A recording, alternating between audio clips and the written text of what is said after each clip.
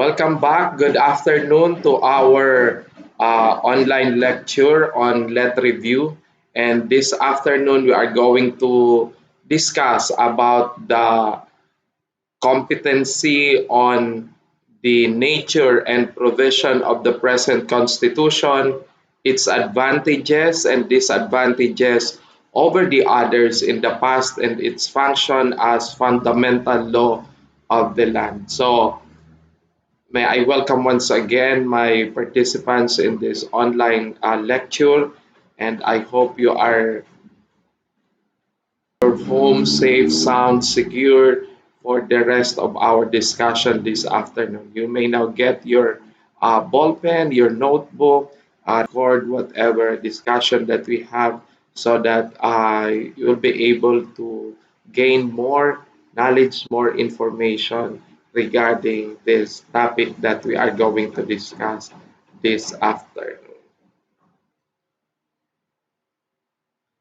Okay, so the 1987 Philippine Constitution was approved, ratified on February 2, 1987. So February 2, 1987. Yan yung taon na kung saan ang ating Constitution ay nag-exist, yung taon kung saan ang ating Constitution ay nagkaroon ng buhay, nagkaroon ng implementation sa atin. So February 2, 1987 yan nang i-ratified ng Filipino people kasi nung time lang na rinatify na yan ng Filipino people, kaya lang yan nagkaroon ng implementation. Kasi kapag ang isang batas o yung sa legislation ay hindi i-ratify yan ng mga mamamayan, ng electorates, mga botante, hindi rin yan magiging effective, hindi rin yan magkakaroon ng implementation. Kaya dapat po ang isang measure katulad ng sa Constitution, bago po yan ipapatupad, dapat duly ratified yan ng mga Pilipino. Dapat po yan ay inaprubahan ng mga Pilipino.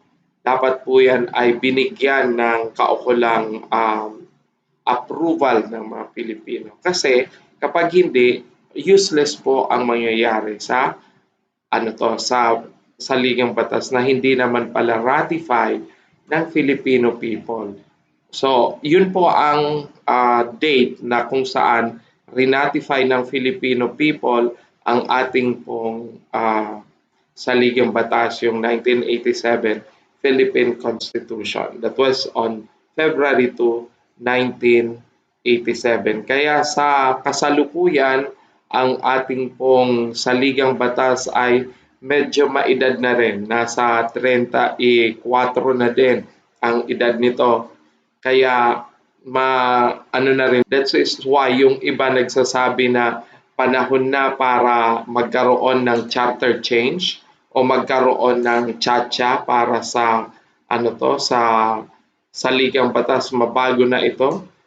So yung iba nagkaroon ng move na nag-file na nga sila ng ng changes sa Congress ng charter change, pero hanggang sa kasalukuyan hindi ito nagmamaterialize. So ibig sabihin, hangga't di yan nagmamaterialize, hindi po yan na ratify ng Filipino people, hindi naman pwedeng magkaroon ng charter change. Ganun po ang ating ang ating saligang batas kasi hindi pwedeng basta-basta lang magkakaroon ng implementation ng ganyan na hindi hindi magiging aprobado ng mga mamamayang Pilipino. Dapat i-approve yan ng mga tao, aaprubahan dapat yan ng mga Pilipino bago ito ipapatupad. Kasi kung hindi in-approve, hindi rin naman pwede yan ipatupad ng sa sambayan ng Pilipino. Hindi yan pwedeng ipatupad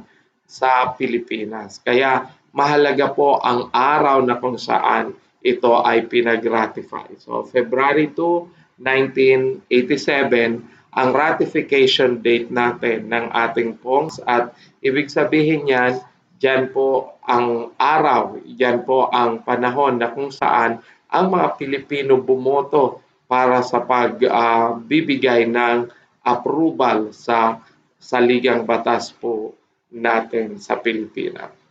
So, ang 1987 Philippine Constitution ay pang ilan na po yan sa ating mga saligang batas na nagdaan sa Pilipinas. So, ang mga saligang batas na nagdaan sa atin, ayan na, 1987, ito ang latest na saligang batas na meron tayo ngayon. This is the latest one. Pero bago itong 1987 Philippine Constitution, meron muna tayong Freedom Constitution. Kaya pabalik tayo. So, meron tayong Freedom Constitution. Itong Freedom Constitution na to, 1986 ito, Freedom Constitution. Ito ay taong 1986, 1986, yung Freedom Constitution. Bago itong Freedom Constitution, meron tayong 1973 Philippine Constitution. 1973, ito yung tinatawag din na Marcos-sponsored Constitution kasi ito ay naipanganak noong panahon ni Pangulong Ferdinand Marcos, itong 1973. So, itong 1973, ang sinundan nito ay yung 1935 Constitution. So, yung 1935 Constitution, ito naman yung panahon ng mga Amerikano na kung saan nakapaloob sana dito na magkakaroon ng independence ang Pilipinas after 10 years. Kaya ini-expect sana mula 1935 patungo na tayo sa independence by 1945. However, World War II came in at yung supposed to be na independence natin after the 1935 Constitution was enacted, hindi nangyari. So ito po ang apat na mga constitution na naipasa o nagkaroon ng existence sa ating sa bansang Pilipinas. Baka magtatanong kayo, Sir, saan po yung biyak na bato? Yung ating pong ginawa sa naunang constitution. Hindi po yun kasali base sa with legal impediments for historical purposes. Kasama yon. Kung historical ang pag-uusapan, kasama siya. Pero kung ang pag-uusapan ay legal implication, legal effect, hindi makakasama yung biyak na bato kasi yun yung panahon kung saan ang Pilipinas ay nasa panahon pa ng mga Kastila. Ganoon din yung ating Japanese-sponsored constitution noong 1943. Wala rin siyang legal na epekto kasi hindi rin naipasa sa kanila ang sovereignty. So kaya po natin apat lang talaga ang mga konstitusyon na umiral dito sa atin na may legal na epekto sa buong bansa. So ang latest nga itong 1987 Constitution na siyang ginagamit natin ngayon, meron din tayong 1986 yung Freedom Constitution habang si Pangulong Cory Aquino ay nag-iipon ng mga manunulat na siyang susulat ng ating kasalukuyang konstitusyon, yung 1987 Constitution. Kaya ito pong mga constitution na ito na pinagdaanan natin dito sa Pilipinas, may malaki rin itong parte sa pagbuo o paghubog ng ating history, sa paghubog ng kasaysayan natin bilang mga Filipino. Kasi dito mo makikita na sa pagdaan pala ng panahon, doon nagkaroon din ng pagkakataon na magpaiba-iba yung mga kasaligang batas, nag-iiba-iba din yung mga namumuno at yung kanilang mga polisiya. Yung iba nga pati yung saligang batas mismo ay kini-question at kaya nagkakaroon ng movement for charter change. So yan yung isa sa maraming mga pagkakataon na ang saligang batas natin ay kini-question dahil meron di umano mga butas. Yung ngayon ang tanong na is old na masyado, yung comment ng iba, old na daw masyado yung ating saligang batas, kung kaya't kinakailangan na ito na mag-undergo ng revision, mag-undergo ng changes. So, be this as it may, kung ano man ang maging kahinatnan, magbago man yan o hindi, ang mahalaga, dapat yan ay binabalik sa mga tao. Tinatanong ang mga tao kung willing na tanggapin yung panibagong saligang batas na ini-offer sa kanila bilang mga mamamayan ng Pilipinas. So yan po ang yan ang importansya, yan ang implikasyon ng ating pong saligang batas sa atin. Kaya baybayin din natin ang ating saligang batas mula sa kanyang mga provisions hanggang sa ano ba ang epekto nito sa atin dito sa Pilipinas kung hindi natin ito papahalagahan. What will be the possible implication nito sa mga batas na ipinapasa natin, maging sa mga manggagawa ng batas o yung mga lawmakers natin, katulad ng mga senador at saka ng ating pong mga congressman. Okay, ang 1987 Philippine Constitution ay merong 18 mga articles. So there are 18 articles all in all sa saligang batas natin. So itong 18 articles na to, dinivide siya sa mga sections, subsections, para lalong maunawaan ng mga tao yung bawat bahagi nito. So, meron tayong Article 1. So, itong Article 1, it talks about our national territory. So, it's the national territory of the Philippines. Article 1 po yan, the national territory of the Republic of the Philippines. So, ano ibig sabihin nitong national territory? Ito ngayon yung nagdi-define kung ano ang mga properties na meron, anong teritoryo na meron ang isang bansa katulad ng Pilipinas.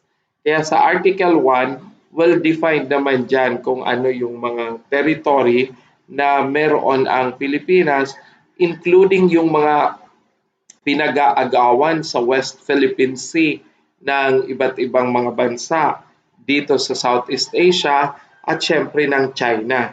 Yan yung hanggang ngayon ay pinagtatalunan pa rin, West Philippine Sea ba yan o iyan ay bahagi ng South China Sea? So di ba kaya kung South China Sea yan, sabi ng mga Chinese, kaya nga South China Sea, di sa amin yan. Pag-aari yan ng China kasi South China Sea.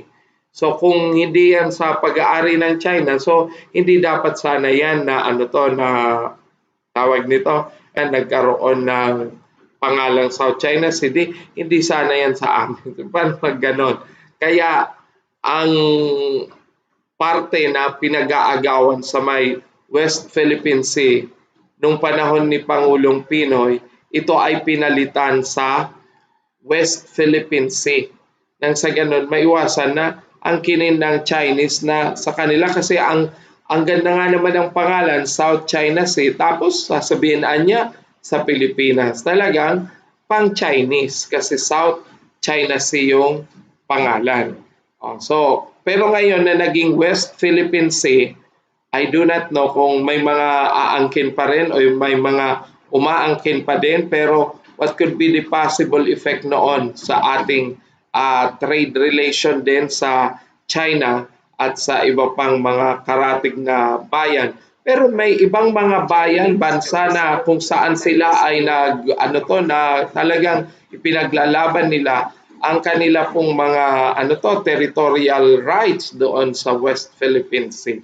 But let us see kung ano ang mangyayari nito in the future kasi kinakailangan din natin na pag-aralang mabuti ang posisyon natin sa West Philippine Sea kasi bilang mga sovereign state, 'di ba? Equal 'yan, may kanya-kanya rin yung mga karapatan. Kung ang Pilipinas ay nakapag-claim ng state sovereignty doon sa mga lugar na otherwise yung mga iyon pwede natin ring i-exclude. Pero yun nga, kung tayo nakakapag-define kung ano yung atin, sila rin kung ano yung sa kanila. So yan po ang malinaw dyan sa ating claim over the West Philippine Sea. Pero syempre, nanalo na tayo sa arbitral ruling doon sa The Hague. Ang pinaglalaban kasi ng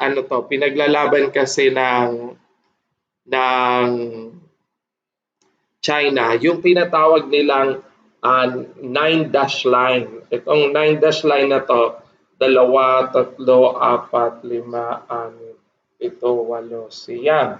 So, itong teritoryo na kung saan nakapasok sa 9-dash line, yun daw ay pag-aari ng China at hindi pwedeng ariin ng sino man kasi bahagi yun ng kanilang teritoryo.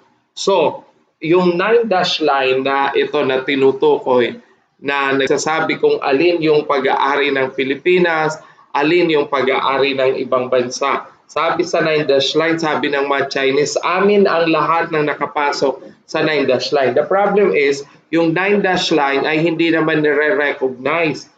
Kaso, yun yung kanilang ipinagigiitan.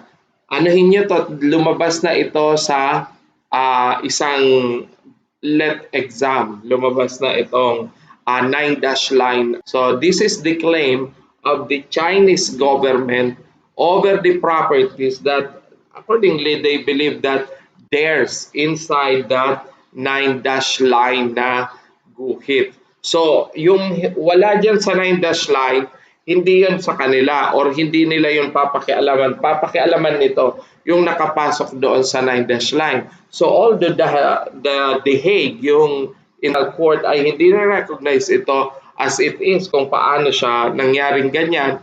Pero, ang problema din, hindi rin ma-implement basta-basta yung ruling ng The Hague kasi walang police. Wala namang international police na pwedeng mag-implement. Kaya ang nangyayari ay nagkakaroon ngayon ng pagkakataon na mag-usap-usap na lang. So yung iba pumasok sa agreement ng yung pangingisda na di umano ay pwedeng mangisda doon sa mga bagay na dati sana ay pang Pilipinas ang inallowed yung pangingisda, pwede di umano. So yan yung problema natin pag sakali. So one thing na dapat nating pahalagahan, una, yun na yung may kinalaman sa teritoryo natin under Article 1 of the 1987 Philippine Constitution. So, ang Article 2 naman, ito naman ay may kinalaman sa principles and policies. Declaration of State Principles and Policies. So yan ang Article 2 ng 1987 Philippine Constitution. So ano ibig sabihin ng Declaration of State Principles and Policies? Ito po yung mga minimithi sana natin bilang Pilipino at bilang Estado. These are the principles and policies that includes our principles and policies on women, on political dynasty, on the nuclear power, youth, principles on environment, o yung mga ganon. Nakapaloob po yan sa Article 2 ng 1987 Philippine Constitution. Then yung Article 3, ito namang Article 3 ay may kinalaman sa Bill of Rights. So, Bill of Rights. Ito po yung mga patungkol sa mga prinsipyo na siyang magpuprotect ng ating karapatan. Karapatang mabuhay, karapatan sa property, karapatan natin sa kalusugan. So, nandun yan sa Article 3. At iba pang mga karapatan natin that will protect us as a Filipino dyan sa Article 3 po na kapaloob. Then, Article 4 talks about the citizenship. So, sino nga ba ang mga citizen ng Pilipinas? Sino ba itong mga Pilipino? Paano masasabing Pilipino ka? Sa Article 4 ng 1987 Constitution, nakapaloob ang citizenship. So, nakadefine dyan kung ano ang mga kabilang sa Filipino citizenship. Anong mga grupo? Kasi pag tiningnan nyo yung enumeration sa Article 4, may mga grupo doon na iniisa-isa ang mga kasama sa word na citizen or Filipino citizen. Then Article 5, yung patungkol sa suffrage. What is suffrage? The freedom and the right to vote. So, yan po ang suffrage. Yan po ang suffrage. Ito naman sa suffrage, dinefine dyan who can participate in the election, who can registered as a voter. That's in Article 5 of the 1987 Philippine Constitution. Then Article 6 ay tumutukoy sa legislative department of the government. So this is legislative department. What is this legislative department? So that includes the two branches of government, the two branches of legislative department, that is the House of Senate and House of Representatives. So House of Senate and House of Representatives. Then we have Article 7. Yung Article 7 naman po, tumutukoy ito sa Executive Department. So ano itong Executive Department naman ito? This discuss the executive branch of the government, including the qualification of who can or who shall run as president. What are the conditions of being president, being vice president?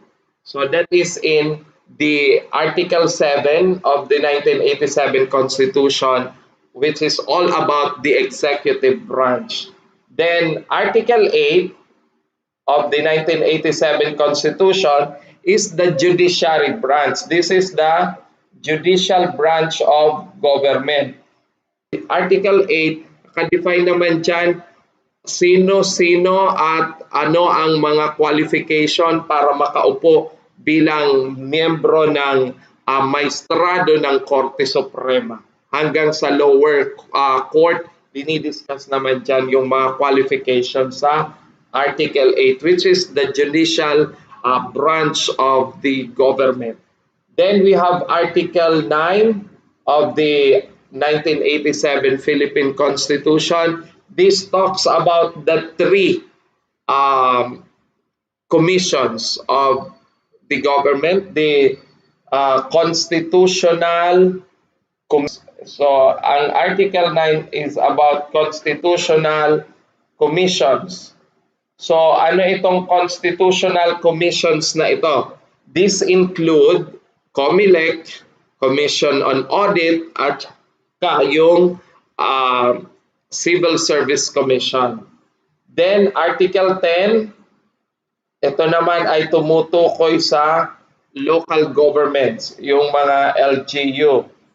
So, local governance ito or local government. Iyan naman ang sa Article 10.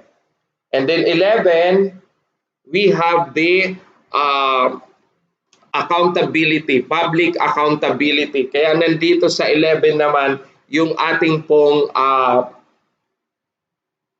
yung ating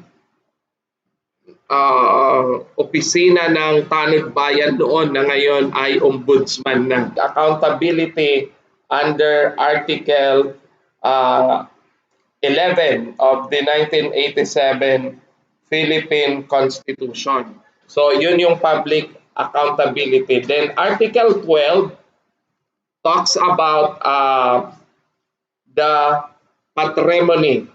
Ito yung patrimony natin. Pag sinabing patrimony or national resources, natural resources, hindi national, natural resources of the state. So, yan dinidiscuss sa Article 12. Sino ba ang pwedeng magmay-ari ng lupa dito sa Pilipinas? Lahat bang tao na nandito sa Pilipinas, kahit yung mga alien or yung mga foreigner ay pwedeng magmay-ari ng lupa? Then that is discussed in Article 12. Article 13 is all about human rights and labor. So kaya meron din tayong Commission on Human Rights. So yung CHR nandito siya matatagpuan sa Article 13 of the 1987 Philippine Constitution. So this is about human rights ang 13.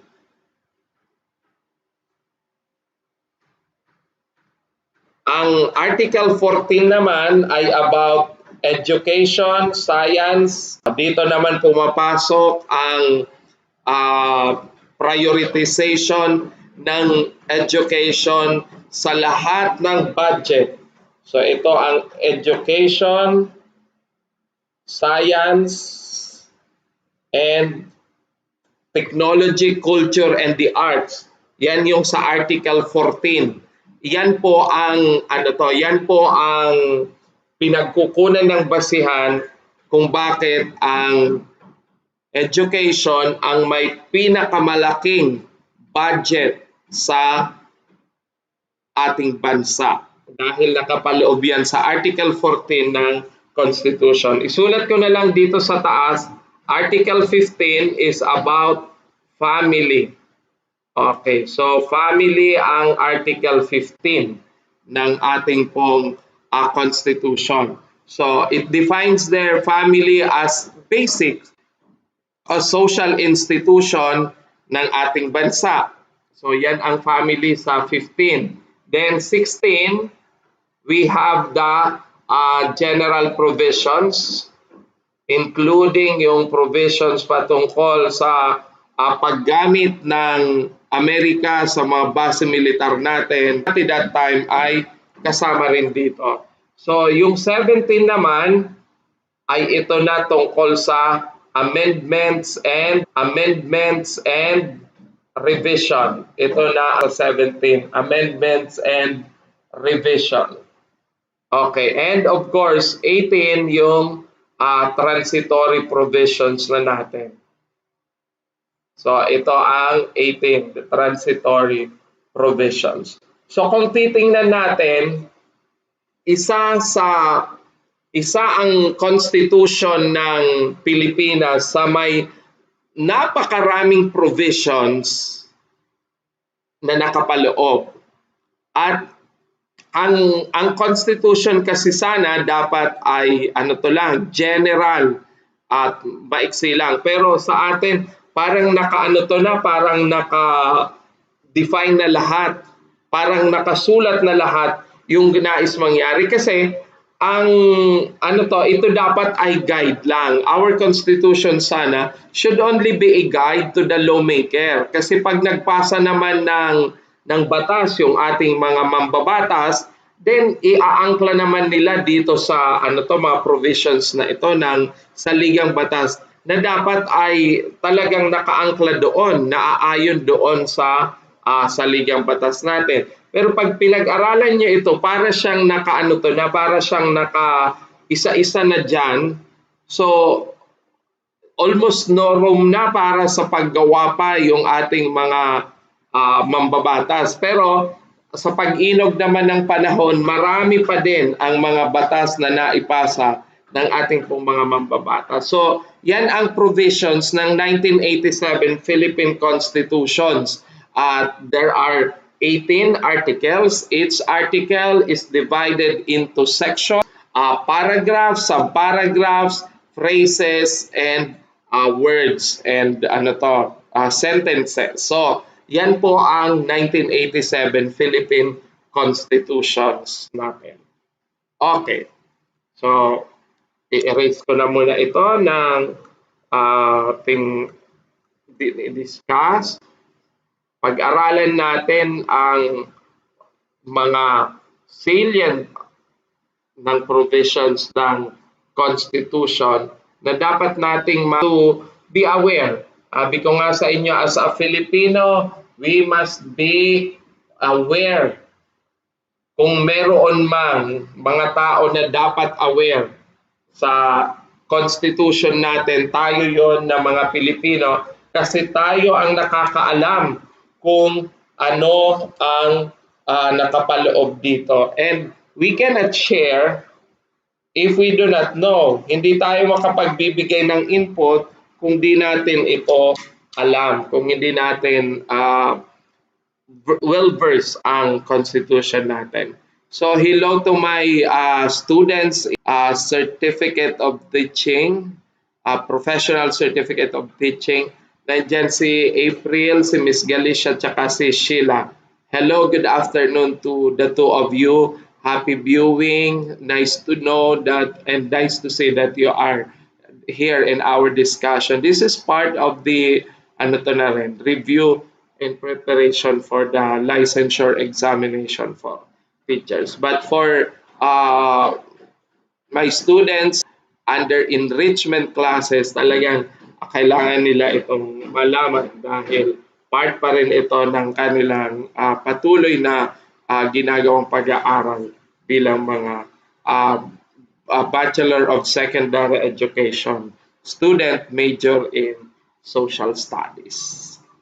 Okay, so baybayin natin yung yung mga 1987 Philippine constitutions and what are really the advantages of this constitution compared to the previous constitutions and compared to other constitutions in the world. So, our Philippine Constitution is written constitution. So, ang una nating tandaan na ang constitution natin ay nakasulat. So, the first characteristic of our constitution is that it is written. Since it is written, it cannot be changed. It cannot be changed anytime. Hindi ito basta mapapalitan. So, cannot be changed anytime because it is written. What is already written cannot be simply removed that without affecting charter change. Hindi ka pwedeng basta mag-effect ng pagpapalit dyan nang walang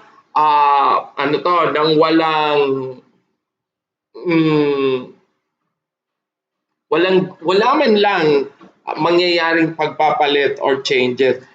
Hindi ka pwedeng basta-basta niyan mag-implement without change. And of course, number two, aside from it is a product of convention. So it is a product of convention. Our constitution has not just evolved. Hindi ito nag-evolve lang na parang kabuti tapos meron na. Our constitution, the 1987 constitution, is a product of convention. It passed through meetings, merong pinagdaanan yan ng mga meetings, meron yang mga umupo.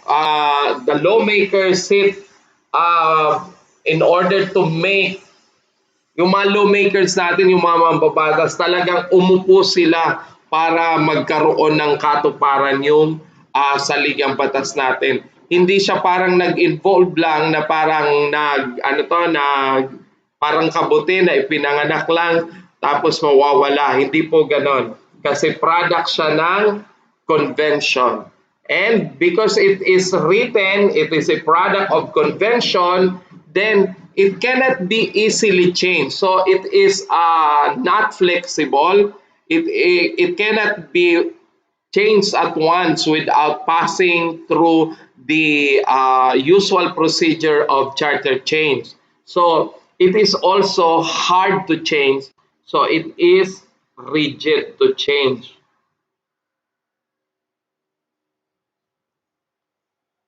So ito po ay inelastic, kumbaga. Ito ay inelastic. Hindi siya palitan basta-basta nang walang procedure na pinagdadaanan, yung procedure ng charter change. So yan po ang mga characteristics na dapat nating malaman patungkol po sa ating 1987 Philippine Constitution. Kasi by that way, sabi ko nga sa inyo, dun nyo lang appreciate ng maayos ang saligang batas natin kung alam mo ito, kung paano ito nabuo, kung paano ito na naging saligang batas. Kaya mahalaga talaga na pinag-aaralan natin ito bilang mga Pilipino, hindi lamang for the sake na tayo ay kukuha ng licensure exam for teachers, kundi dahil na rin sa bilang Pilipino, we need to understand our own Philippine con. So kung sino man magtatanong, meron tayong maisasagot, meron tayong maibibigay na input kasi alam natin yung saligang batas natin. Okay po. So parang itong aking ay medyo kulang na ang ink nitong ginagamit kong sign pen. Marker. Kailangan siguro ito palitan. At si Fritz nandito naman na pwedeng magpalit nito. So pagbalik ni Fritz, palitan itong aking ginagamit na marker para mas malinaw ang dating ng aking sulat sa ating pong mga nasa online class, yung mga nanonood sa atin virtually. So yan po ang dapat nating tandaan na yung mga characteristics ng ating saligang batas, written, product of convention, inelastic, or it is not easy to change the Constitution. Hi Kisses, Ms. Ribualos, hello, good afternoon, and thank you for watching even if this is not about professional education, but this can be, again, sabi ko nga, part na ng inyong interview patungkol sa ating pong licensure exam for teachers. Now, what about the provisions of the Constitution? The provisions of the Constitution may be divided into self-executing. Meron tayong mga provisions na self-executing provisions. So, self-executing provision and non-self-executing provision. So ano ang pagkakaiba ng dalawa, ng self-executing at saka non-self-executing provision of the Constitution? Now, A self-executing provision of the Constitution need no further need no legislative act in order for it to become effective. Hindi na po yan nangangailangan ng legislative action o kaya yung magpapasa pa ng batas ang ating mga mambabatas, yung congressman at saka senador para lamang ma-effect ang isang provision ng Constitution. Samantalang yung non-self-executing provision, it requires further action coming from our lawmakers in order for that provision of the Constitution to materialize or to take effect. Yan po ang pagkakaiba. So, sa self-executing provision, our congressmen and senators, wala silang role dyan na gagampanan. But in non-self-executing provision of the Constitution, our lawmakers, the senators and the congressmen, has or have a very big role in order to effect the execution of the provision of the Constitution. So ibig sabihin, merong itong aksyon ang ating mga mambabatas. Meron dapat silang gawin para maisakatuparan ang provision na ito ng ating saligang batas. So yun yung pagkakaiba ng self-executing and non-self-executing. Self-executing, whatever written in the Constitution, execution na. Wala nang ibang gagawin. Yung non-self-executing provision, there is yet an action to do in order for that provision of the Constitution to take effect. Example of non-self-executing provision. Yung Article 2,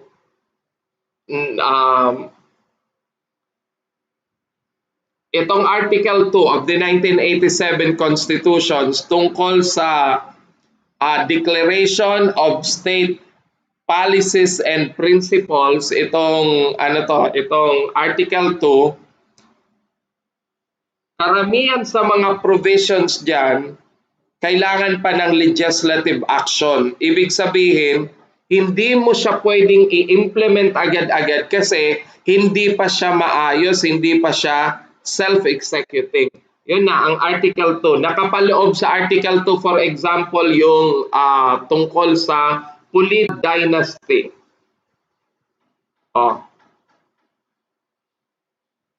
Yung political dynasty ay nakasulat na sa Constitution. It has already been in the Constitution since time the 1987 Constitution took effect. It is already there. We do not have yet any law that define what a political dynasty is all about.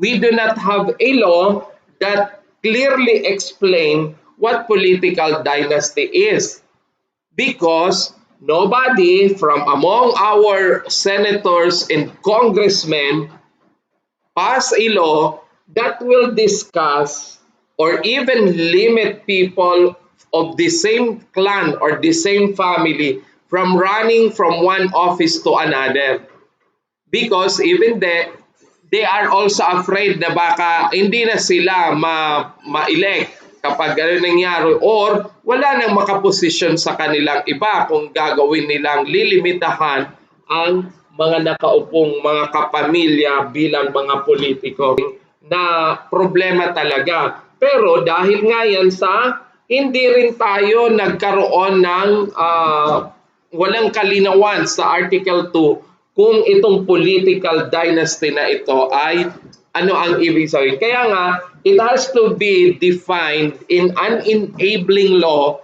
that is being passed by our legislature. Kasi ang political dynasty sa 1987 Constitution ay kabilang sa mga non-self-executing provision. It needs further action by the legislature, by our honorable congressmen and senators before this provision can actually take if. How about the self-executing provision? What example of self-executing provision in the 1987 Constitution?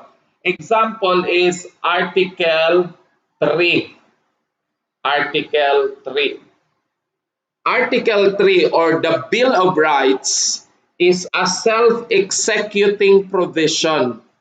When we say self-executing provision, Article 3 of the 1987 Constitution need no further legislative action in order for this provision to take effect. Kaya sa pagbinasa nyo yung Article 3 ng 1987 Constitution, makikita nyo doon sa Section 1, no person shall be deprived of life, liberty, or security without due process of property without due process of law, nor shall any person be denied of the equal protection of the law. So, makikita nyo doon na kahit walang legislative action, talagang kinakailangang gawin yung nandun sa Section 1 ng Article 3 ng Constitution. Sabi doon, no person. So, when you see a word no in the provision of the Constitution and of the law, it's mandatory. Hindi siya, hindi siya pwedeng ipasipara lang kasi mandatory yon, dapat talagang gawin. So, since nakalagay doon na no person, pag sinabi nating person sa Constitution, dalawang klase yan. Natural person, juridical person. Now, natural person, ikaw yun at ako. At bilang natural person na katulad mo at katulad ko, na tayo ay humihinga, tayo ay kumakain, tayo nakakaramdam ng init, nakakaramdam ng lamig, tayo'y natural person. Yung isang klase ng person, tawag natin na juridical person. When we say juridical person, these are persons created by operation of law. So, nagiging tao sila kasi by operation of law, sa batas, ginawa talaga silang tao. Ang example ng juridical person is corporation. That's why ABS-CBN Corporation is a person. So, whatever right a person has, katulad natin, taong natural, gusto nating magkaroon ng property. Si ABS-CBN, allow din magka-property. In the name of ABS-CBN, hindi in the name of the law possess. Kasi sa corporation, iba ang personality ng may-ari kaysa sa personality ng mismong corporation. Magkaiba po yun. The two are distinct, separate, individual entity. So, pero sabi ko sa inyo, kung kinakailangan na ang tao na natural ay magkaroon ng mga karapatan patungkol sa kanyang buhay bilang isang natural person, ganun din po yung juridical person or yung mga tao created by operation of law, corporation. They are also entitled to protection just like us. So, anong ibig sabihin nun?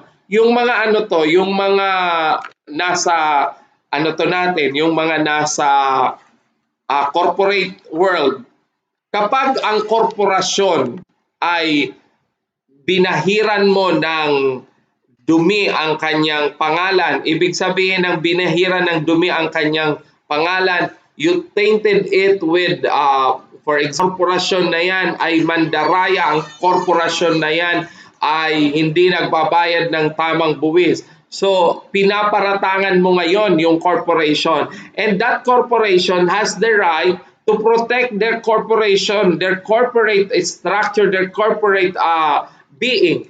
So, pwede sila ngayon magreklamo. Pwede sila ngayon magsabi na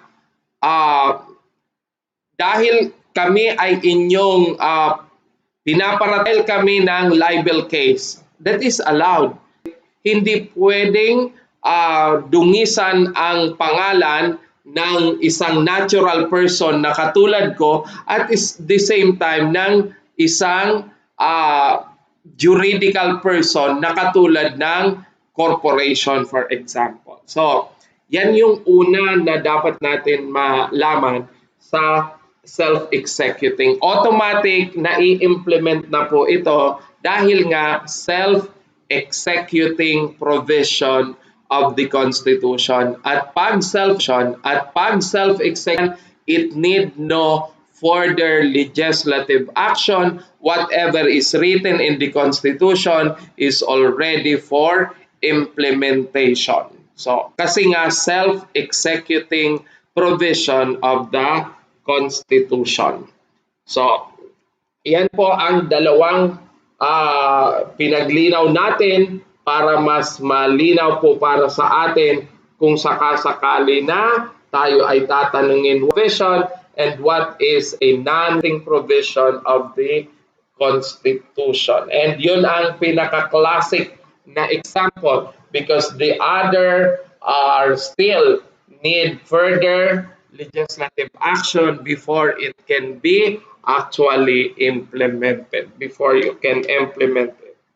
Okay, so ang territory, what comprises the Philippine territory doon sa Article 1? Now, the Philippine territory is composed of the following. We have territories here and abroad. Kaya meron tayong tinatawag na embassy sa ibang bansa. That is an extension of our territories. Kaya kung nandoon ang embassy sa Amerika, nagtataas yon ng Philippine flag. Din yun ng Philippine flag because that embassy of the Republic of the Philippines in America is an extension of our Philippine territory. Extension po siya ng teritoryo natin doon sa Amerika. Kaya magtataas tayo ng flag natin doon bilang extension ng Pilipinas. So may tinatawag tayong extraterritoriality and interterritorial. Yung extraterritorial natin ay whatever we have, it extended even doon sa papalabas sa teritoryo natin na meron tayo. Okay, so the air space above us, yung espasyo sa taas natin, yan yung tinatawag nating area territory or aerial domain. So, aerial domain, the space above.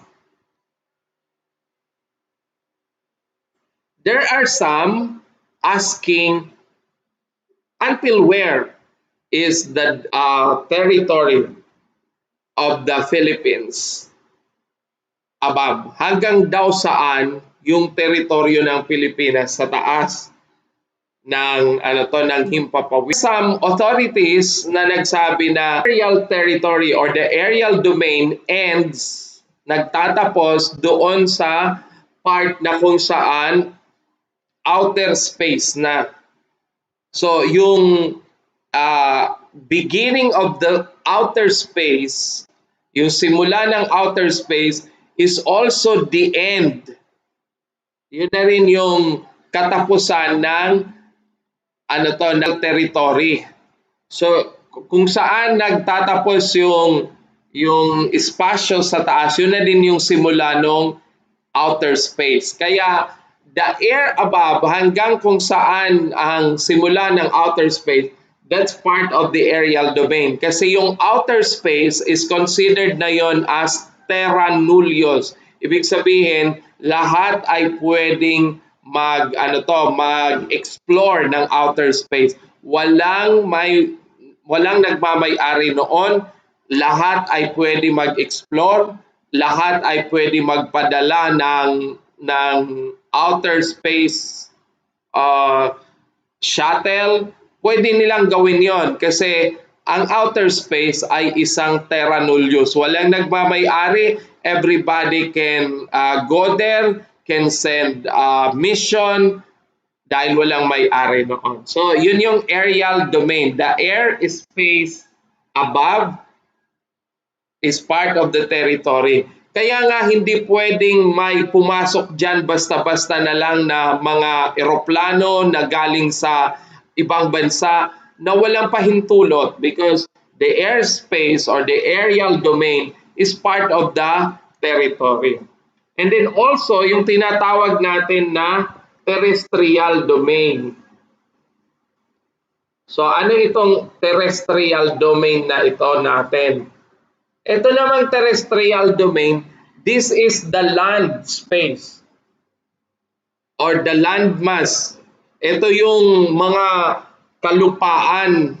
Ito yung teritoryo natin na nandito tayo nakatira sa lupa, sa naapakan natin. This is the terrestrial domain or the land territory. Then we have also the maritime domain or the maritime territory. Yan na yung bahagi ng karagatan, malaking bahagi ng karagatan na kung saan ay nandoon nangingisda, yung mamangisda, ginagamit yung ating mga ginagamit yung ating karagatan. So yan yung bigger portion of the ocean or of the sea to which our Philippines, to which our country, our state, the coastal state, have the right to explore, have the right to exploit, yan ay atin yan. And then, meron din tayong tinatawag na fluvial territory or fluvial domain. Ito naman yung mga small bodies of water like river, seas, lakes. Ayan, yung mga kasama dyan sa fluvial domain. This is bigger bodies of water. Itong maritime domain is smaller bodies of water. Bigger bodies yan, yung fluvial ay smaller bodies of water. Yan po ang mga territories na kung saan ang Pilipinas ay mayroon. Plus, of course, meron pa rin tayong claims over our territory in Sabah. Hindi natin yan binibigay, hindi natin yan inililibre kasi kiniklaim pa rin natin by historical title yun pong nandoon sa Sabah sa Malaysia. Okay, so yan na po ang ating risk na kung saan ay dapat nating i-protect, dapat nating i-preserve at dapat nating ipaglaban kasi yan po ay atin at ang forefathers natin ipinaglaban yan kaya dapat din tayo na ipaglaban natin yan alang-alang din sa mga susunod na henerasyon sa atin, alang-alang doon sa mga susunod sa ating na siyang manginginabang naman ng ating pong territory. So, is in Article 1 at ang Article 2, though it's a long one, it's a long line, these are the principles and policies of the Republic of the Philippines. Kaya makikita nyo dyan yung policy natin, sa yung foreign policy. Now, sa Article 2, Section 2, yung mga international commitments natin, meron tayong tinatawag na Doctrine of Incorporation. Doctrine of Incorporation.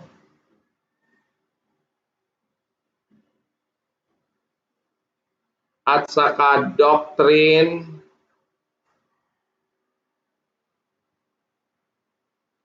of Transformation.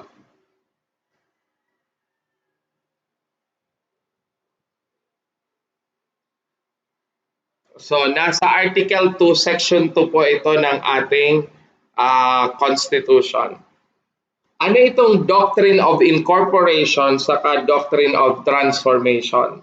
In incorporation, we incorporate in our laws, in our local laws, our commitment to international agreements, international treaty stipulation, or in our participation to the United Nations as member.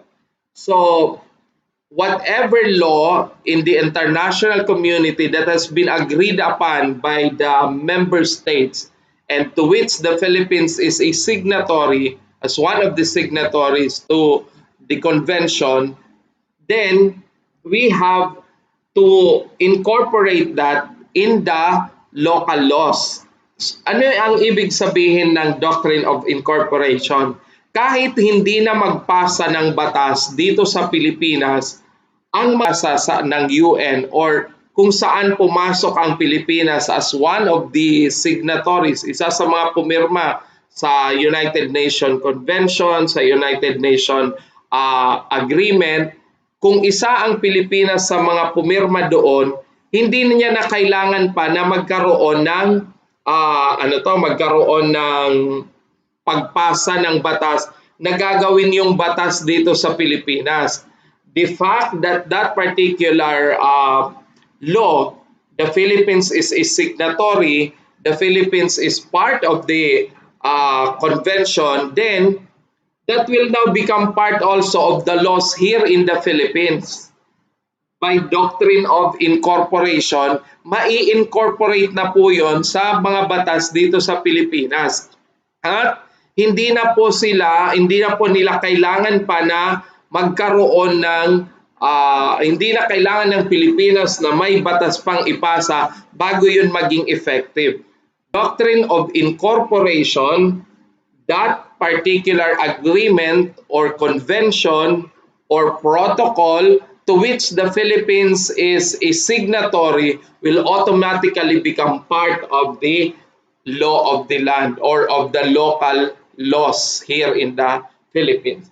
By doctrine of transformation, so tingnan nyo, doctrine of incorporation, doctrine of transformation. Under the doctrine, that particular international treaty, international agreement, international convention to which the Philippines is a signatory must be transformed muna. Ibig sabihin, kailangan munang i-convert into local laws bago po iyon magiging parte ng batas natin dito sa Pilipinas. So meron munang transformation. Itra-transform muna yon, gagawang local laws bagay ipapatupad dito sa Pilipinas. Yan ang ibig sabihin ng doctrine of transformation versus doctrine of incorporation. So, ang basic sa incorporation, no need to file a local law in order to implement an international treaty or agreement because that becomes part of the law of the land under Article 2 of the 1987 Constitution. But under the doctrine of transformation, there is still yet to pass a law that will make that particular international treaty or agreement part of the law of the land. Okay. So, yan ay tandaan po natin.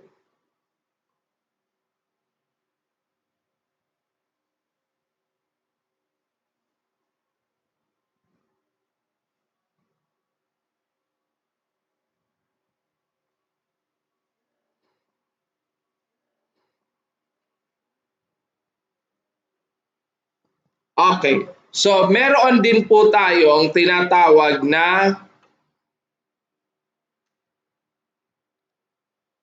Bill of Rights. So, dito sa Bill of Rights minsan umiikot ang napakaraming tanong sa licensure examination for teachers dito sa Bill of Rights natin.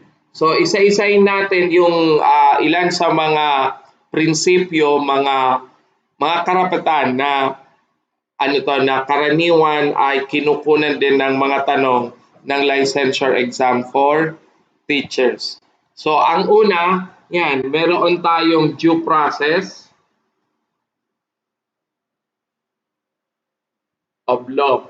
Pag sinabi nating due process of law, a person may be committing or has committed a crime, but even so, hindi yun automatic na kapag siya ay nakapag-commit ng krimen ay ganun na rin, dire-diretso na siya, hindi po ganun. Dapat mag-undergo pa rin yun ng due process. Ibig sabihin ng due process, at least yung minimum, mayroong notice, mayroong hearing. So, mapakinggan man lamang yung tao, sino nagrereklamo, ano nirereklamo, makaharap man lamang niya yung mga testigo na nagrereklamo pa laban sa kanya, and etc. So yun po ang ibig sabihin ng due process. It hears before it condemns, it proceeds only upon investigation and trial, and not kangaroo trial. So ibig sabihin dapat ay dumaan siya sa tamang prosedimento, sa tamang proseso bago siya ay tuluyang huhusgahan para maging para makulong o kaya ay maging parte ng kulungan. Hindi po due process dapat may hearing pa yon. Mag-hearing sa korte, dapat magkakaroon ng harapan yung mga nagre-reklamo. So ito ang una. Pangalawa, yung tinatawag natin na equal protection of the law. So ano itong equal protection of the law? It means that people who are similarly situated must be treated similarly.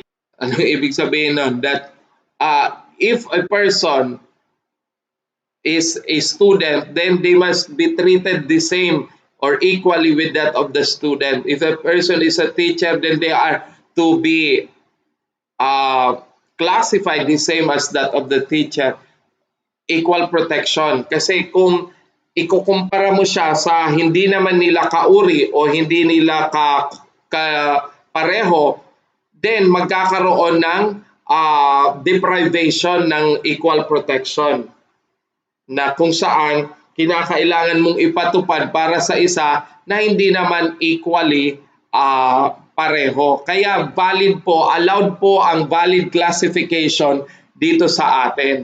Inyo, ganun pala, kinaklasify pala kami mahirap, medyo mayaman. That is really true. Kaya nga nauso yung 4Ps, yung Pantawid Pamilyang Pilipino program, kasi na-classify doon kung sino ang dapat bigyan ng ganitong asistensya, ng ganitong programa ng gobyerno, kasi ito yung nangangailangan ng particular na assistance mula sa gobyerno. Number 3, meron din tayong against unreasonable search and seizures.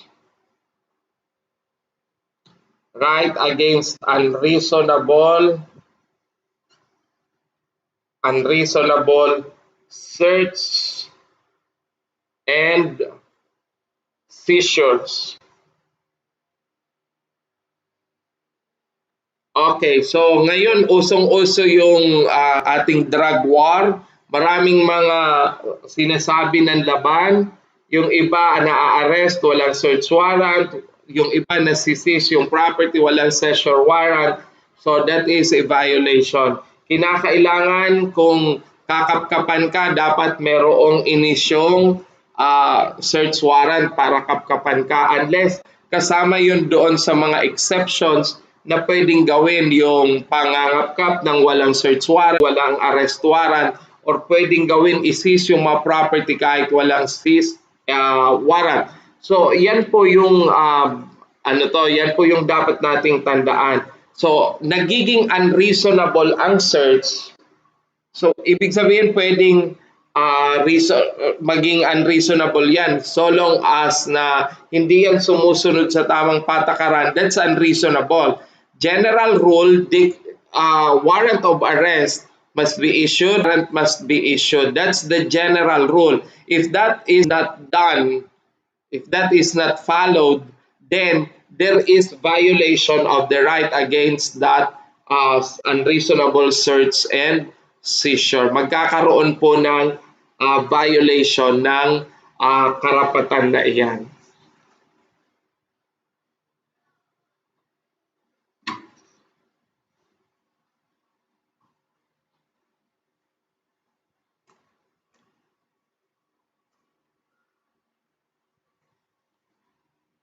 What else? Meron din tawag na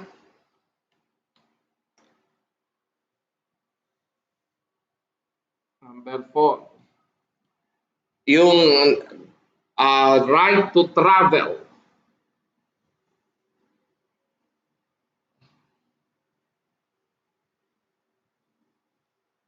We have the right to choose our abode. We have the right to travel. So, pwede po tayong magbiyahe, tirahan kung saan natin gusto. Pwede tayong magpunta kung saan natin gusto. This right is not absolute. Ibig sabihin, it has limitations also. Though we have the right to travel, because that is enshrined in the Constitution, and we can actually ask for that right. However, this is also limited when in the exigency of the situation due to health. O kaya ngayon, na COVID, kahit meron tayong karapatang magbiyahe, since meron tayong state of national emergency due to health problem, then the right to travel is not allowed. Although ngayon, marami na rin ang nakakapag-travel, yung hindi na lang ay yung may mga sakit, comorbidity, mga senior citizen, 65 and above, tapos yung mga 18. So yun na lamang po. Pero generally, nakakabiyahe na rin. Pero tandaan natin na one of the restrictions of the right to travel is health, safety, and also yung security. Kasi minsan, pinagbabawalan tayong magbiyahe papunta sa isang lugar dahil merong mga bombings na nangyayari doon. Meron tayong mga, tawag nito, meron tayong mga terrorist groups na nandoon. Kaya for the safety, security of the people, the government might restrict the travel of the people in that particular area because of the safety and also security and health concerns. So, right to travel, right to choose your abode, yan ay po mga dapat na i-consider natin. Pero syempre, sabi ko, kapag yan ay nangangailangan at kailangan na pagbawalan dahil sa hindi maganda yung kalagayan ng lugar, then kinakailangan po na magkaroon ng tamang mga procedures o tamang request ng sa ganon ay mapayagang makapagbiyahe. Wag na wag niyong pipikiin yung inyo pong mga medical result, yung inyong RT-PCR test kasi baka yan pa ang maging dahilan ng problema nyo sa inyo pong buhay. So, remember na kahit tayo may karapatan, yan po ay hindi absolute. Next, number 5. Freedom of expression.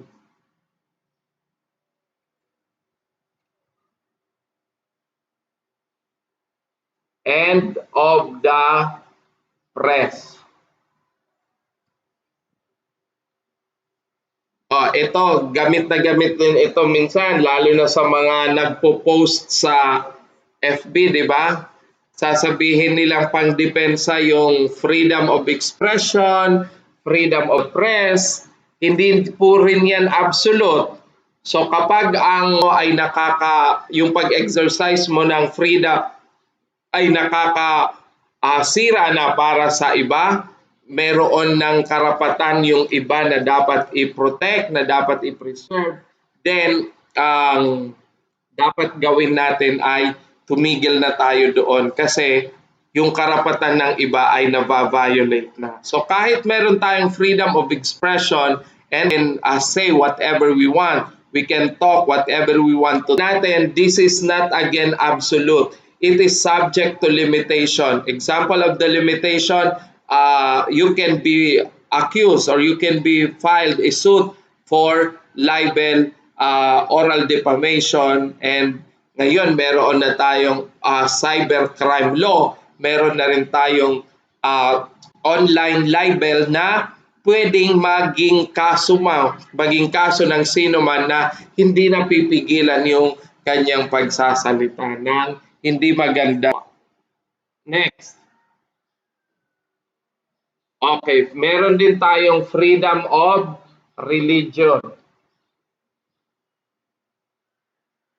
Okay, sa freedom of religion, may dalawang aspeto. Ito, una yung freedom to believe. And also yung number 2, freedom to practice one's belief. Freedom to practice one's belief.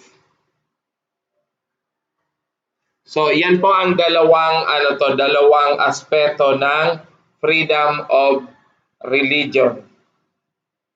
So, yung una, yung freedom to believe. Ito, absolute ito. This one is absolute. Why? The government cannot interfere on how and what you believe. Kasi freedom to believe is absolute dahil hindi ka naman pwedeng questionan ng gobyerno kung bakit yan ang pinapaniwalaan mo. Hindi ka pwedeng questionan ng gobyerno kung bakit yan ang nais mong gawin. Hindi ka pwedeng questionan ng gobyerno kung bakit ito ang gusto mong gawin.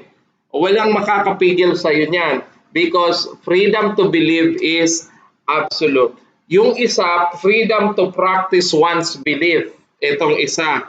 Ito na po yung nanghihimasok ang gobyerno. Because the government gusto niyang malaman kung paano ini-exercise yung freedom of religion. Kung ano ang ginagawa dun sa freedom of religion. So, iba po yung freedom to believe which is absolute kasi nga the government cannot enter into the mind of the person on how he or she believes. Pero dito, yung pinapractice, pinapakita na kung paano ginagawa yung kanyang pananampalataya, yung kanyang belief, then yun po ay regulated na ng Estado. Ibig sabihin, the state now may interfere. Pwede na niyang tanungin kung bakit at paano nangyari ang ganoong klase ng practice. O, kaya noon may mga napabalita na isang religious leader humihingi ng mga virgins as part of the offerings in the church.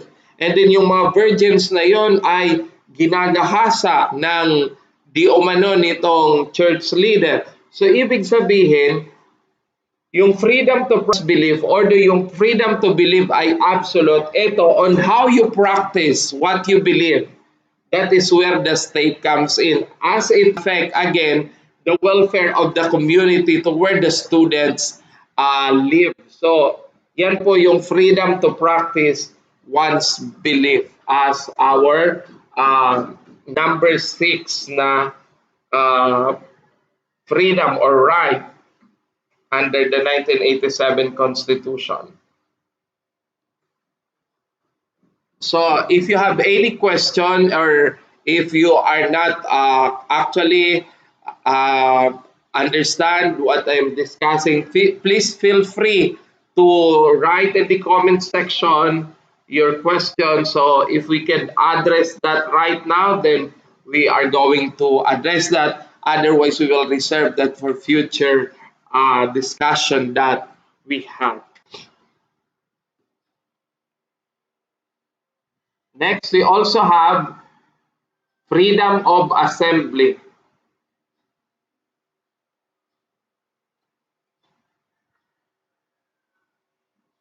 Freedom of assembly. What does it mean? Under freedom of assembly, the citizens of the republic may assemble, may gather together to redress the government from its action, Pwedeng ganoon yung pwedeng mag-ipon-ipon yung mga tao para ipaglaban ang pang-aapi ng gobyerno, for example. So, in freedom of assembly, naalala ko tuloy noon, ang mga tao, pag nag-umpuk-umpukan, bawal magsalita may salita noon na bawal sinasabi. Kasi anya puputulan ka ng dila kapag pinagsalita mo pa yan. And that was the time na kung saan yung gobyerno noon, nung panahon na yun, yung kay Pangulong Ferdinand Marcos, parang magsalita, natatakot yung mga tao na magbigay ng kanyang kuro-kuro at opinyon kasi baka magalit ang nasa Malacanang. That was before.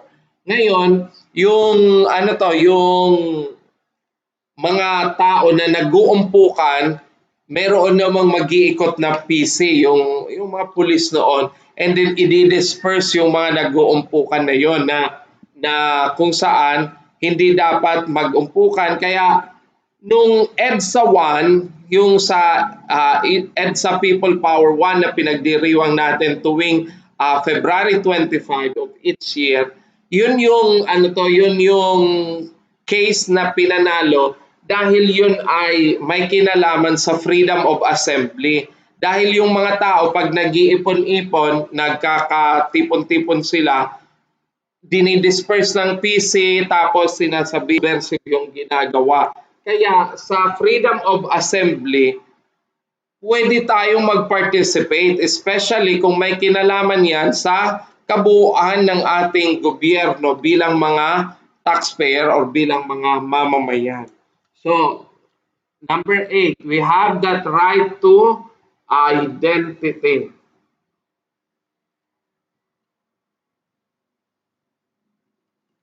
Okay. There were many questions before that revolved in this number 8 o yung right to identity. To which, ang ginagawa kasi merong mga tao na pagkapanganak ng bata ay kinukuha na kaagad sa nanay. Hindi pa nga nabibigyan ng pangalan, kinukuha na dun sa nanay. So ngayon, yung bata nung lumaki, akala niya ay nanay niya yung kasama niya. Yun pala yung yaya, yung tita, or etc. Kaya hindi nila ngayon na-identify kung sino sila. So maaring yung binitbit na bata, mapangasawa nung nung bata, and etc. So yun yung isa sa magiging mga problema doon. Kaya ang right to identity na sinasabi dyan, na pagkapanganak mo, dapat bigyan ka ng identity ng nanay na kung saan itong anak na ito ay anak ni Mr. A or anak ni Mr. B. Dapat meron siyang pagkakakilanlan. Number 9, right against inhumane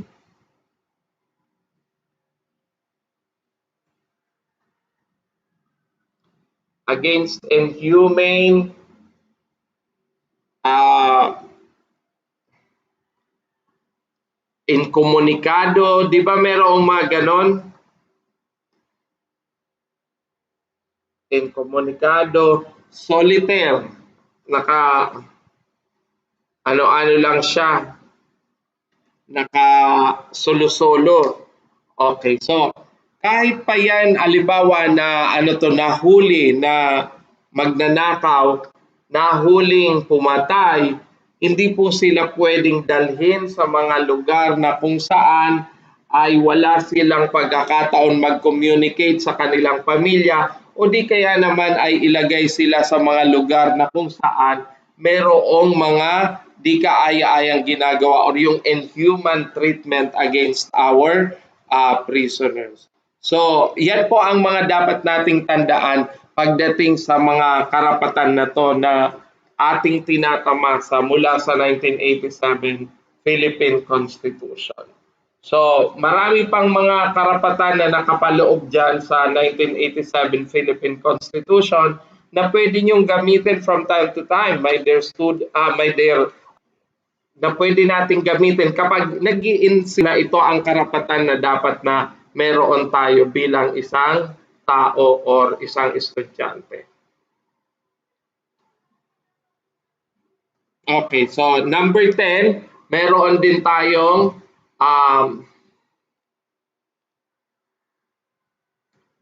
right to be presumed innocent until proven guilty. Right to be presumed innocent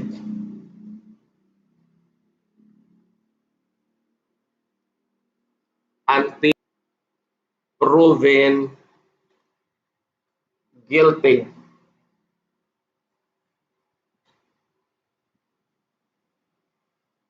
So anong ibig sabihin nitong right na ito? Right to be presumed innocent until proven guilty. So sino mang akusado, only the court can says if that particular accused is guilty or not. So wag nating pangungunahan ang ating mga korte, wag nating pangungunahan ang ating pong mga investigador kung ang isang tao ay inosente o kaya ay isang guilty one. So antayin natin ang verdict bago natin sabihin that this particular person is guilty beyond reasonable or this particular person is guilty to the crime as charged to him. So may presumption of innocence.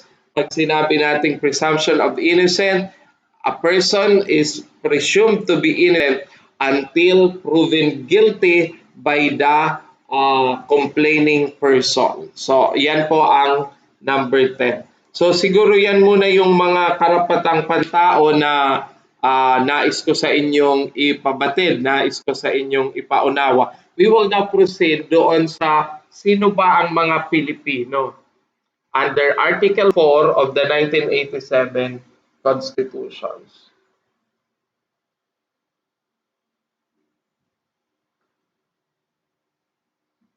Okay. So, who are Filipinos? Number one, under Article 4, Section 1.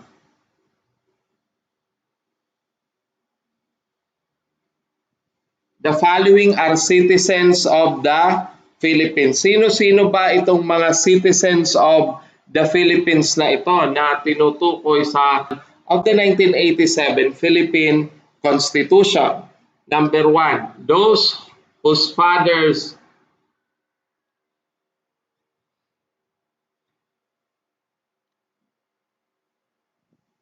whose fathers or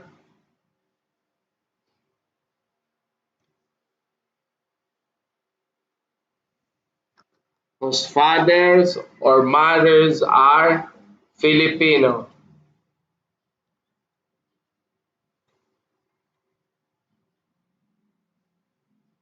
Okay, so yan ang una.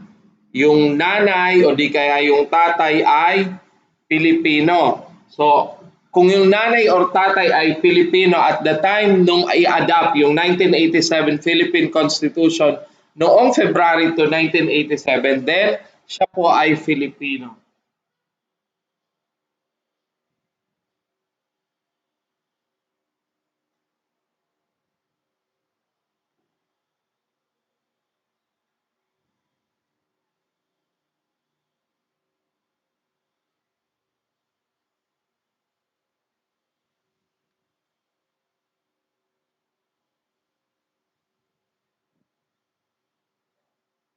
Okay, so those who are citizen at the time of the adoption of the Constitution, ito na yung mga ano to, yung kung Pilipino ka nung February to 1987, Filipino ka rin. Kung wala kang Filipino ka rin. Kung wala kang ginawa para maging foreigner. Then number 3,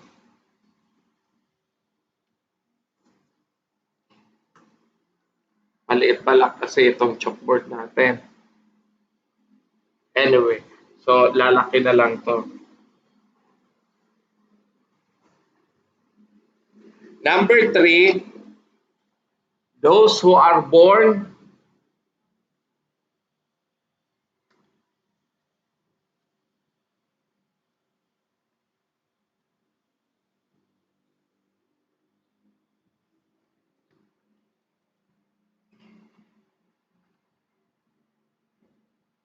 those who are born before January 1973 of Filipino mothers.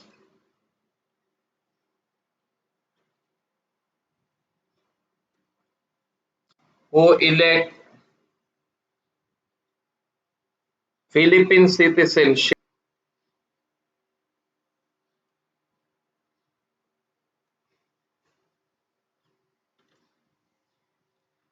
upon reaching the age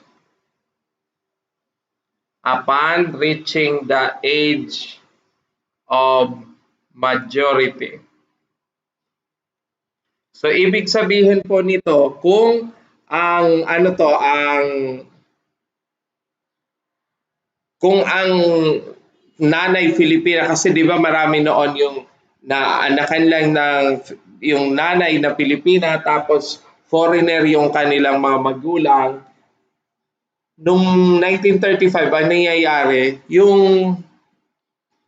pati yung magulang nabibitbit yung citizenship nung yung tatay kapag nagpakasal doon. Ngayon, sabi dito, yung bata, they can choose Philippine citizenship upon reaching the age of majority. So pwede naman silang magpili kapag nakarating na sila sa age of majority. And number 4, those who are naturalized in accordance with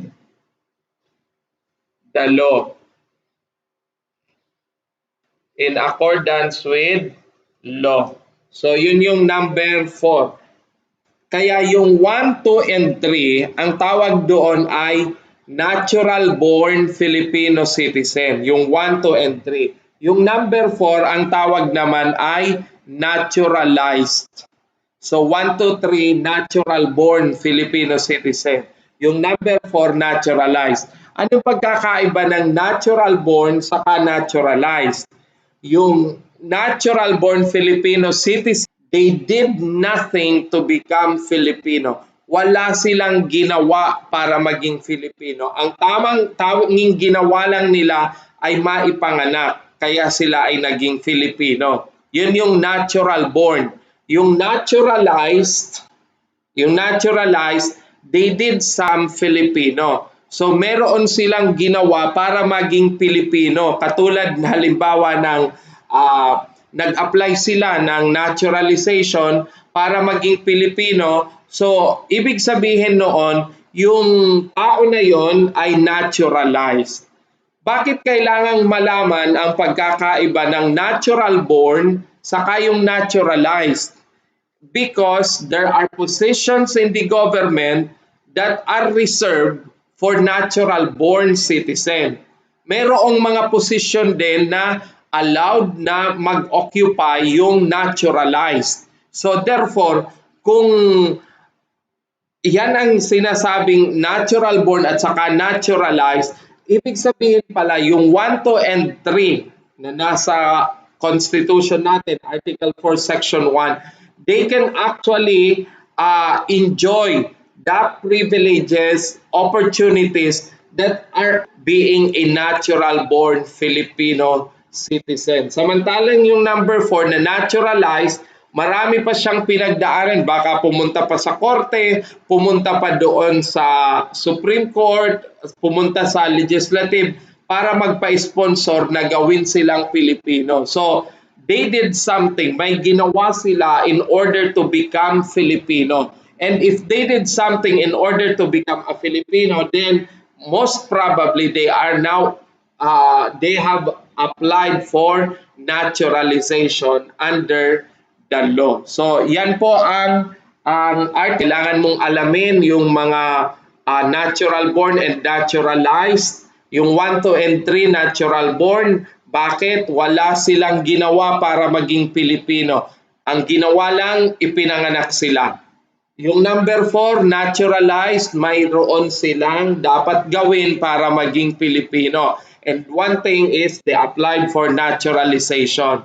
Yung 1, 2, and 3, para yon sa mga posisyon na reserved to Filipino citizen who are not Filipino citizen. Samantalang yung number 4, merong mga item, merong mga citizen na or may mga posisyon na pwedeng ibigay kahit sa naturalized Filipino citizen kasi ang nakalagay dyan, pwede naman sila doon sa mga posisyon na hindi kinakailangan masyado ang Pilipina or Pilipino na pwedeng mag-occupy doon. So, yun po ang yun po ang pagkakaiba ng natural born saka naturalized.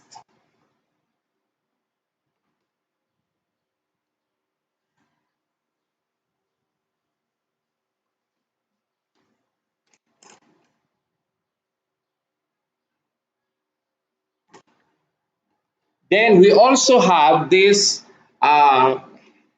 meron din tayong tinatawag na suffrage na nasa Article 5. Suffrage. The right to vote and privilege.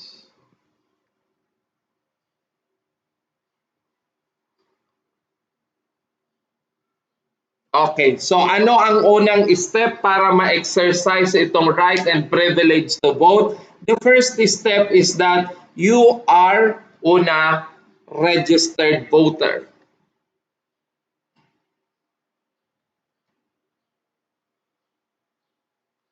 Dapat ikaw ay registered voter. Kasi kahit anong pagboto ka, kung hindi ka naman nakarehistro, kahit nasa edad ka na, kahit nandito ka sa Pilipinas, kung hindi ka registered voter, dawa ikagurang na. Kahit ikaw ay matanda na, you cannot vote because registered voter dapat. Kaya ngayon, ongoing pa ang registration, pwede pa rin kayong magparehistro if you are planning to vote in the coming election. So, magparehistro kayo. Now, meron tayong tinatawag na disenfranchised. Ano ibig sabihin ng disenfranchised? These are the registered voter who were not allowed to vote. Kaya, yung kanilang prangkisang bumoto ay na-disenfranchise kasi hindi pinayagan na bumoto yung isang partikular na botante na nakarehistro dahil sa problema or dahil dito sa dahil sa hindi, nakarehistro yun pag ang na-disenfranchised na voter nakaregistered yun. At dahil naka-registered siya, hindi siya pinaboto, kaya that results to disenfranchisement. Nadi-disenfranchise siya kapag hindi siya, nakapag-exercise ng pagboto. Kaya importante po na kung registered voter ka tapos pumunta ka doon sa presinto para bumoto, dapat pabotohin ka. Kung hindi, you will be disenfranchised of your right as a registered voter to vote in the election that is set before the the time. Kaya importante po yan na ang ating pong mga mamamayan ay alam ang ibig sabihin ng disenfranchisement na tinatawag natin. At yun po yung magiging daan, magiging gabay ng ating pong mga mamamayan. Pag hindi sila pinaboto, ayan, kamo, na-disenfranchise ninyo ako sa aking karapatang bumoto. So, siguro I will stop muna here for the sake na medyo makati sa lalamunan. I need to drink water na medyo maligam-gam. So I will stop muna here for my discussion. And then, I just send the notice para doon sa continuation ng ating pong discussion this afternoon. I would like to say thank you to everyone who is here in participating at lahat ang aking po mga estudyante doon sa Certificate of Professional Teaching na nandito. Maraming salamat sa inyo. Magandang hapon. See you sa susunod po natin na online. Maraming salamat at palagi kong panalangin na you are safe in your respective home. na malayo sa anumang karamdaman, sa anumang sakit na meron, lalong-lalo na ito pong lumalalang mga kaso natin ng COVID-19. Naway tayo ay